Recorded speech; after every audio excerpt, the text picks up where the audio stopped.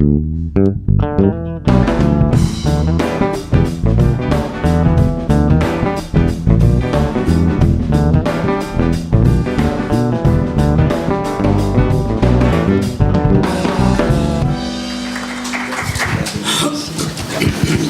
dia a todos, bom dia, componentes da mesa. Em primeiro lugar, queria agradecer à Comissão Eleitoral, na pessoa do colega Márcio, pelo trabalho sério, correto, que a comissão desenvolveu sob seu comando no processo eleitoral.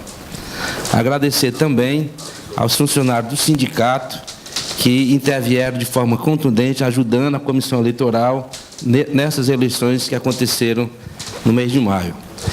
Agradeço também aos 24 colegas que compuseram a chapa 2, a chapa opositora, que permitiram, nesse processo eleitoral, um debate, ainda que às vezes um pouco acolorado, mas foi um exercício de democracia. A existência da chapa concorrente permitiu que nós pudéssemos discutir, tirando com excesso de exagero, mas uma discussão boa que viesse a fortalecer a luta. Portanto, parabenizo também os componentes da chapa 2.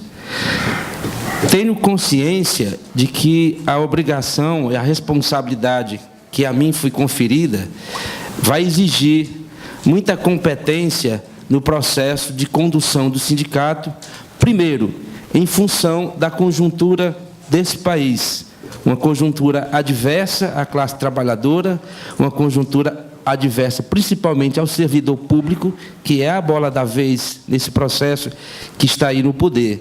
Então, isso vai com que nós tenhamos a capacidade de nos reunirmos com os demais servidores públicos do Estado do Ceará, em torno das reivindicações que sejam comuns a todos os servidores aqui no Estado, que nós possamos acompanhar as lutas em nível nacional, que é através da central sindical, que é através da federação. Esse comprometimento da categoria, nós temos a obrigação de maturá-lo, no sentido de que a gente possa intervir de forma contundente com todos os trabalhadores nesse país em defesa dos nossos direitos, em defesa das conquistas históricas da classe trabalhadora. No plano interno, do Tribunal de Justiça, é preciso que a gente entenda que a conjuntura em nível nacional, a retenção de gastos públicos do governo federal e aqui no governo do Estado, isso interfere, sim, na gestão do Tribunal de Justiça, consequentemente, em nós, servidores do Poder Judiciário, com tomadas de medidas não agradáveis para nós, servidores, no caso, a remoção compulsória. E aí é preciso que a gente entenda que, para combater a remoção compulsória, que tenta se avizinhar, o papel da federação é fundamental no combate à resolução 219 do Conselho Nacional de Justiça. Aí onde está o norte da perseguição de servidores do Poder Judiciário em nível nacional, se não a resolução 219, que tem que ser combatida, e isso é um trabalho que a federação tem que fazer, e nós, os sindicatos de oficiais de justiça e os sindicatos de servidores do Poder Judiciário em todo o país, devem estar juntos no combate a essa resolução. Temos aqui presente a colega Francisca de Parambu, o colega Gentil, da comarca de Juazeiro, o colega Leonardo, da comarca de Itarema, e o nosso querido Leopoldo Decano. E a Ranieri, nossa vice-presidente. Eu cito os colegas que não são da diretoria, no sentido de fazer-se presente aqui o conjunto dos servidores do Poder Judiciário da categoria oficial de justiça. Falo isso de agradecer a presença deles, porque nós temos uma responsabilidade muito grande de proceder à negociação com o Tribunal de Justiça, visando a manutenção de direitos que correm riscos hoje junto ao Tribunal e também em busca de conquistas. Nesse sentido, aos colegas que eu mencionei, representando aqui o interior, a diretoria eleita, a diretoria que sai a todos os servidores que estão aqui representados, no caso oficiais da Coman, pelo colega Wagner Salles, seu coordenador, dizer que nós manteremos o compromisso de discutir com a administração do tribunal de forma muito contundente, mas, porém, de forma muito responsável, porque não esperem de mim colocar a categoria em precipício, jamais farei isso. Irei, com a diretoria, negociar com o tribunal de forma fundamentada, e aí essa negociação passa hoje para reconquistarmos o nosso reenquadramento na tabela de nível superior, que é uma das reivindicações mais importantes, porque significa a manutenção do cargo de oficial de justiça. Porque se nós não reconquistarmos o INS, a cada aposentadoria não vai gerar vacância. É uma reivindicação forte e que nós já começamos o processo de discussão com o tribunal, ainda que informalmente, e agora vamos fazê-lo formalmente no que diz respeito ao requerimento de enquadramento na tabela de superior. Outra questão fundamental, para que mantenhamos a isonomia entre nós, oficiais de justiça, é a conquista da isonomia dos 61 colegas que o requerimento está tramitando, e vamos dar continuidade à tramitação desse requerimento em busca da conquista desta isonomia. Acredito que nós lograremos êxito nessa questão e no INS.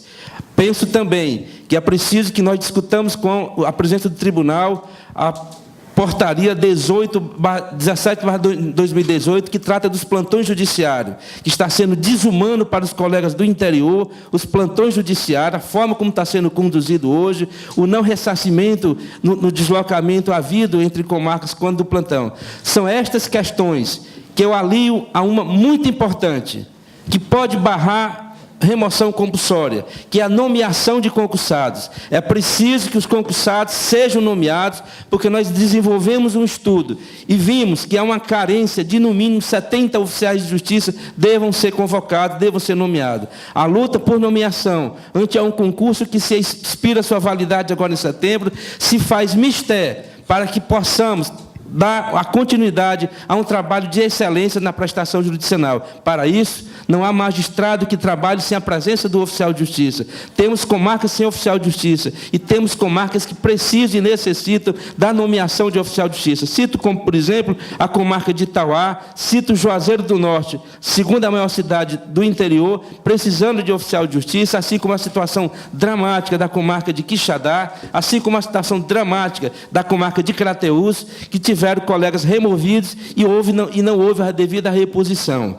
Outra questão, além da nomeação de concursados, que é preciso que se discuta e urge a discussão com a administração do tribunal, é a questão da nossa segurança. Nós precisamos cobrar do Tribunal de Justiça, que é seu papel, nos dar segurança para que exerçamos o cumprimento de mandados sem colocar em risco a nossa vida. Os casos recentes de roubo de carro, de ameaça, de apontar armas para colegas, em plena diligência, demonstra que o Tribunal de Justiça tem uma responsabilidade cabal de nos dar segurança para que possamos exercer nosso mistério com responsabilidade e não colocar a nossa vida em risco. São essas e outras reivindicações que estão a ser discutidas com o Tribunal. E posso informar os colegas que os 2 contatos que tive com o desembargador Gleides, presidente do Tribunal de Justiça, demonstrou um gestor aberto à discussão, fundamentado, tendo segurança na discussão, para que, à luz da sua compreensão, que se demonstrou, a meu ver, um gestor disposto a negociar, disposto a resolver o problema, é por isso que a gente